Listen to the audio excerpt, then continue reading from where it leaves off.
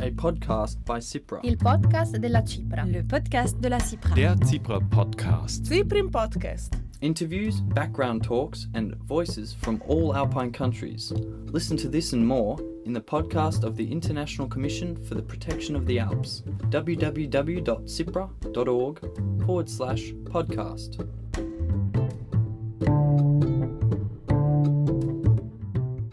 Welcome to another edition of our Cipra podcast.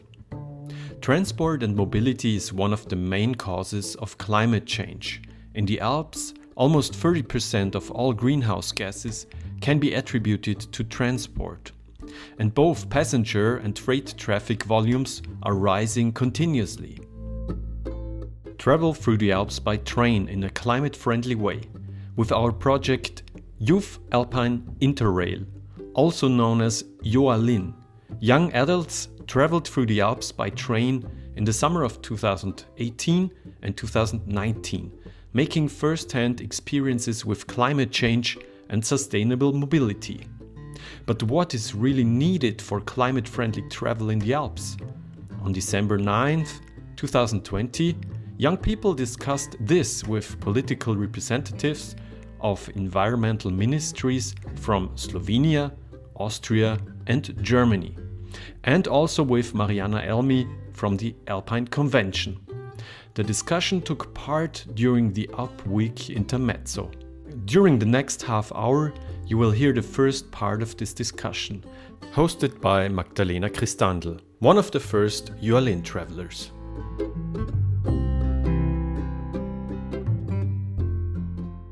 We will now discuss how sustainable traveling can become mainstream and how we can getting from saying to doing.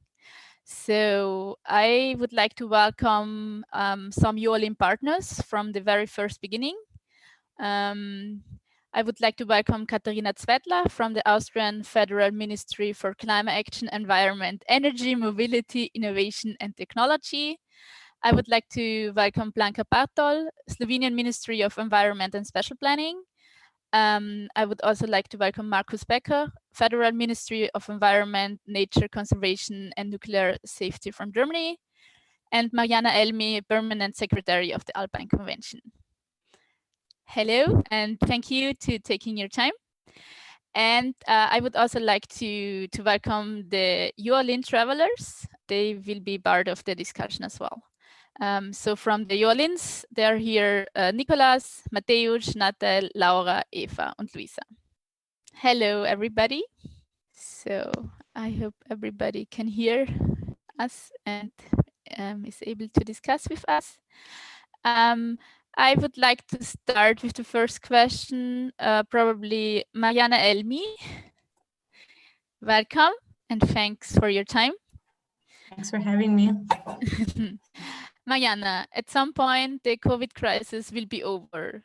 How could people all over the Alps be motivated to get back on train and bus?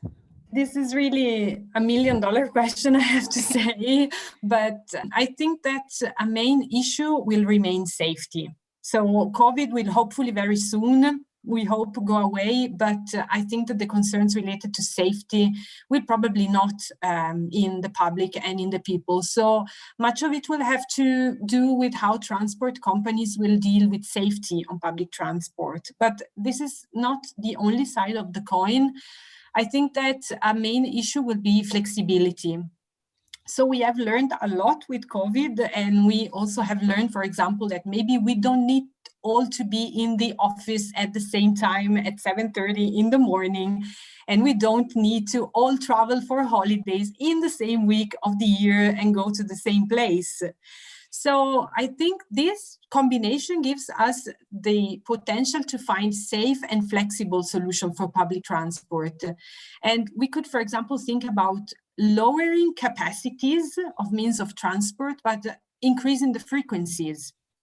And doing it in combination, for example, with digitalization. So we could have, for example, real-time information on the level of occupation of transport means, information on peak hours, information on peak seasons. So people could really, in real time, make decisions and say, okay, I'm going to take the bus later. I'm going to take the train later, because we will probably be able also to structure our lives in a more flexible way. I mean, I hope so. Yeah. And also, of course, there are issues like maybe we will also have to redesign how our transport means really look inside, but this is something that is not up to me to do.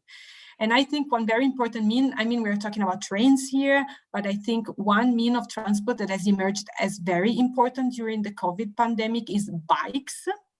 I think bicycles will always be more and more important. They are the perfect climate-friendly transport mean. We have seen in many Alpine countries which were, let's say, still lagging a bit behind bicycle infrastructure, that they are now catching up and that there is a big interest on bike. So I think really we could stimulate and motivate people going back and taking public transport by combining it even more by bike. So more place on public transport for bikes, lower fares for bike transport, and so on. So I think intermodality, flexibility, safety would be three main keywords. So hopefully we will be there at the combination of traveling means that would be perfect. Thank you, Mariana. Katharina Zwettler, I would like to ask you, what do you think, in your point of view, which three main challenges are there to making sustainable traveling mainstream? Hi, Magdalena. Hi to all of you. Thanks for inviting me. And thank you for this very important question. I think I will touch some points that also Mariana touched in her speech.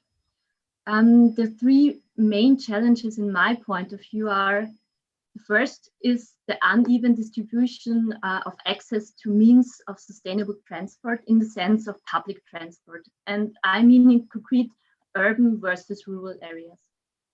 I think there's a huge variety of accesses, and urban areas are very often not that well developed in means of public transport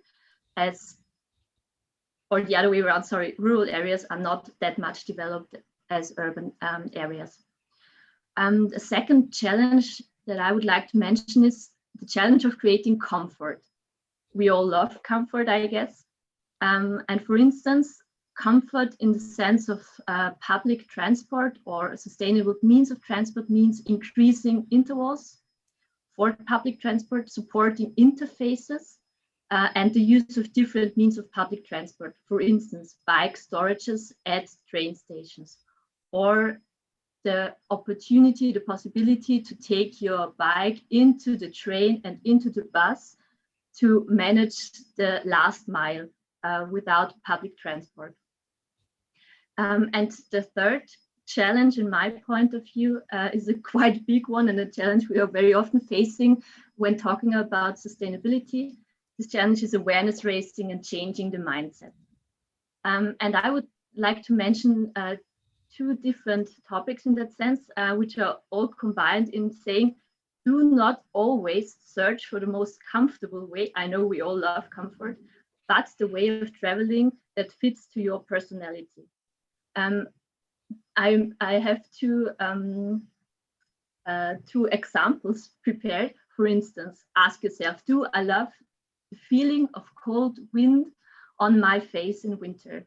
If yes, take your bike in winter and do your travels by bike. Might be adventurous. And this takes me to another point. Ask yourself, am I an adventurous person?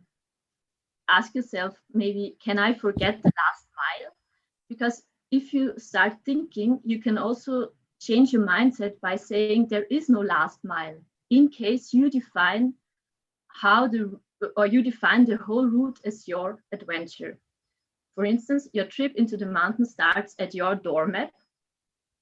You take the bike to the train station, you go by public transport, and your hike does not start at the point where you see the first sign into the wilderness, but it starts at the train station. And you will see a more greater variety of landscapes. You will pass city centers, you will pass different varieties of landscape. And this is, in my opinion, very adventurous. So it's another way of discovering and another quality of traveling in my point of view. Thank you. Thank you, Katharina. So we should take our bike for adventures. That's a good idea, I think. Maybe because we are in this mindset changing, that every generation needs to change the mindset. Interrail, for example, is available for all generations, not just for young people. What could we give, or like how could we communicate that it's for everybody, and how could we involve also such other generation in such an adventure? This is a question for me. Yeah. Blanka, sorry. Hello. Yeah, Blanka. Yeah. Hello. Hello, everybody.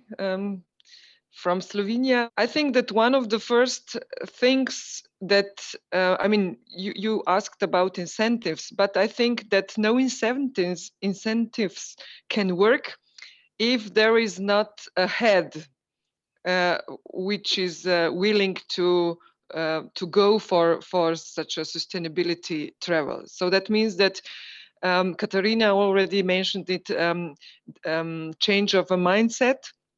And maybe in this relation, the changing of the mindsets of the a little bit older people, like I am, for example, it's a little bit difficult. But nevertheless, Katharina put it quite nicely, asking yourself, you should ask yourself if you are an adventurous person. And I think that by promoting the different, different adventures can be accessed in this way by traveling by train, can also be a good information for people who are seeking for more sustainable, for different places, to look different places. So awareness raising in the sense that the train is very interesting means for transport, because you see the countryside and the landscape from the different perspective. Then there's also I need, as regards the incentives, the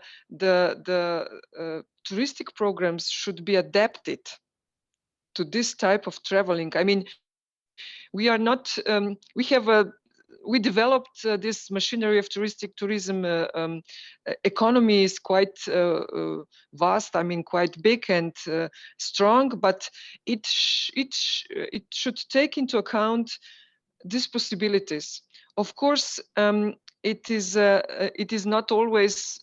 It is sometimes a problem, these last kilometers, which was already mentioned today, but nevertheless, already Mariana mentioned this last kilometers, or the bike possibility to travel by bikes. We know that this is very well developed already, using bikes or putting bikes on trains, but there's still plenty of room to be to be done, to be filled with better solutions. For example, I know for Slovenia we have some problems with this, how to enable traveling by bicycles, but we are working on that. This is what I wanted to say. So I think it's quite a possibility, but without awareness raising, maybe already in schools, because young people can persuade their parents also. I mean, this interactions with different views influence on the elderly people, how to create their holiday. And how to maybe even make better relations within the families, which when such travel brings in front of the families some other aspects, they are more connected and so on. So I think this awareness raising is here key, but it shall be diversely addressed. I mean, it's not only for young people, it's for families, for older people, and so on. Okay, thank you, Blanka. So the families should travel together with Interrail. That would be great. Because we were talking about generations, I have a question for Markus Becker, because you mentioned the young generation, but and we should involve our parents, you mentioned, but what else do you expect from us? Like, how can a young generation interact with this problem, and what do you expect from us, from the younger generation? That's a tough question for me, actually, because I think it's a little bit what we heard. I think it's about changing the mindset, and I think the power of the young generation is really to change not only their own mindsets. I think first and foremost, most of the young people, they already approached the questions of mobility with a whole new mindset. But I think the main power is to change also the mindset of their parents and maybe their grandparents and the people around them. So to be active on the streets, serve as a role model, use different means of transportation, but also do a lot of communication and share their views and visions on mobility, and also engage in the processes that are going on. For instance, in Germany, we have a climate law which defines climate protection targets, so concrete targets for reducing greenhouse gas emissions. And these targets are also broken down to sectors. So we have a specific transport emission target. And this whole climate process, so the climate law, but also our climate action plan, are kind of overarched by a huge dialogue process. And there's many possibilities for young people also to engage here and bring in their vision. And I think this is also very helpful. So I have to say, I work for the Ministry for the Environment and the transport team over here. But as you can imagine, it's not always easy to be successful with environmental ideas. And once we get a strong and powerful message and voices from the young generation, that also helps us to be successful in the negotiations that we do have with our colleagues working for different departments, and making sustainable mobility mainstream. So that would be my answer here. Okay, thank you, Markus Becker. But in times of Fridays for Futures, I think the young generation make clear what they want. It's that enough, like to go on streets and to demonstrate every Friday, or do you think there is something more?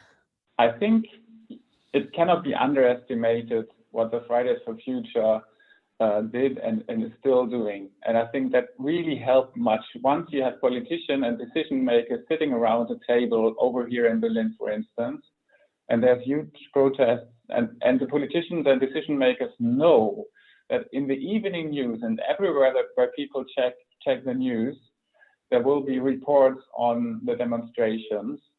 They will know that they cannot exit the room and the table that they are sitting at, taking decisions, that they cannot exit this room without taking at least like a 50% courageous decision and a future-looking decision. So I think that's really helpful and cannot be underestimated. And as I said, of course, that cannot be everything. Yeah, you have to communicate, you have to go out on the streets, but also in the social media, and just try to be a good role model yourselves and tell it to the others. I think that's it, mainly. Okay, thank you. I think that's a good start. Yeah. Okay, so we are talking a lot about young people, so maybe we can just ask them what they are thinking. I would like to ask Nicolas. First question. He was a traveler in 2019 and joined the CYC afterwards. And he was a finalist at the USAL Pitcher project. And he has the idea of a regional currency called Edelweiss. Nicolas, you are living in Bormio. It's a really touristic place, and it's not accessible that good with public transport. What do you think needs to be done that also the guests and the locals as well are using more sustainable transport to come to your place? Hello, everybody. So yes, I'm from Bormio. That if you don't know it, it's a small and beautiful town on the Italian Alps. And yes, sometimes half of the year is completely empty. There's just a few thousands inhabitants. And then in August and around Christmas, it's full of people. There's so much tourism, and so many cars are in the streets. And of course, tourism for a small town like Bormio, it's economic prosperity. So people can seem to reason when there's money involved, and tourism is essential right now for our town economy. But at the same time, it's easy to see how disruptive it can be. Especially in Bormio, there is no train connection, and there are a few buses, but they're very slow, usually full. There's not many of them, so almost everybody that comes to Bormio is by car, and mountain roads are not meant for having thousands of cars on them. It's just not how mountains are meant to be explored. So there's absolutely need of some change in the way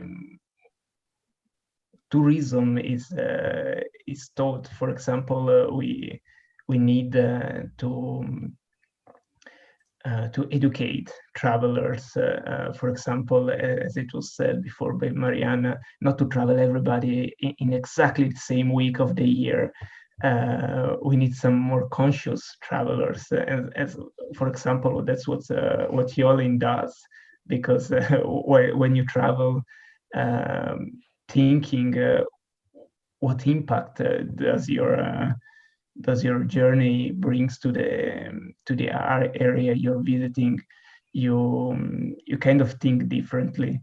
I would say that we need not to think ourselves when we're traveling just as we are a tourist, just visiting, but we're like more temporary citizen. I would say we need to contribute as to the place where we are at, not just going there and going back, just grabbing as much as we can, but be part of the place we're in. A really good message that we are not just tourists. Thank you, Nicolas. Maybe because you're also in the CYC, and we had this discussion, what do you think what we as young people would need to involve ourselves more into political decisions? The problem when young people talk directly to the institution, to politicians and people who have the power to actually change things, is that we all quite frequently get the answer that we don't really know how complicated things are, that it's not as easy to change things. And I can't stand that answer, because we know that there are some things that are missing, like how sometimes politicians have their hands tied for various reasons. But honestly, we cannot care less, because we need some change. So I feel that we should be taken more seriously, even if we don't get how complicated things could be, because we have quite clear in mind what the goal is. So we need more collaboration to reach that goal, not to be told that it's not easy to reach it. Yeah, that's true. Thank you, Nicolas. I would like to ask Luisa, because she's also involved in the CVC since 5 years, and she got these experiences talking to people, and maybe not that everybody's listening to her or to us. Luisa, where did you get your motivation to fight over and over for your and our ideas? Hey Maggie, hey everyone. Glad to join this workshop today. Well, it is quite an easy answer on that one. I'm I'm a mountain person. I love being in the Alps and I love being in the mountains. And as a climber and mountaineer, I really see the impacts of climate change and of human development on those places that I love. And because it can be quite depressing to just watch and see how it's going down the drain more and more. That is my motivation, that I want to at least do a small contribution to keep those places beautiful and intact and keep something that is valuable about them. And you're doing great. And what do you think do we need for the long run? I mean, we have YOALIN for summer, but what do we need for the long run? In this specific case of mobility in the Alps, like one thing we're working on as the CYC is also an Alp ticket as a kind of next step for the YOALIN as well, which would be like a more permanent offer, such as the YOALIN for more people. So traveling in the Alps with one ticket for a very affordable price. But not just like once a year for 100 people, but as a permanent offer. But more generally, what it takes to change the situation we're in right now, also beyond mobility, this kind of applies to all different areas of sustainability, is that we need I think we need true pricing as well. I mean, part of the AlpTick idea and the YOALIN idea is also that we say for young people, one of the biggest hurdles towards choosing sustainable transport in the first place is that often it can be quite pricey. And at least if you look at it on the first side, it seems to be more expensive than by car. And for young people, money is often the limiting factor to try it in the first place. And we heard a lot about changing mentality and changing our attitudes in order to change habits. And I think in order to gain this mentality, you need to make the experience that actually the sustainable option often comes with better experience, like more quality experience. When you take the train, you often also take more time and your whole journey is enriched by it. But this experience you need to make first, and often some might not be like privileged enough to take a costly ticket first. So I think this is a major part, that in order to change the mentality in the bigger population, we also need different cost incentives. I mean, if a plane ticket is just often cheaper than actually just going to France by train, and a plane ticket to, I don't know, like Mallorca or Portugal, or if that is cheaper, then I think it will be hard to actually change the mentality, because it's relying a lot of individual idealism, if you want so. And I think it would make it a lot easier if we politically can factor in the external costs of car driving, of planes, really honestly, and not just as a symbol, but that this levels out the pricing, or we make the sustainable option a lot cheaper by subsidies. Yeah. This was the first part of our discussion about climate-friendly mobility, hosted by Magdalena Christandl from our project Youth Alpine Interrail. You can find out more about this project on yoalin.org. My name is Michael Gams. Thank you for listening. A podcast by Cypra. Il podcast della Cipra. Le podcast de la Cipra. Der Cypra Podcast. Cyprim Podcast. Interviews, background talks, and voices from all Alpine countries. Listen to this and more in the podcast of the International Commission for the Protection of the Alps, www.cypra.org/podcast.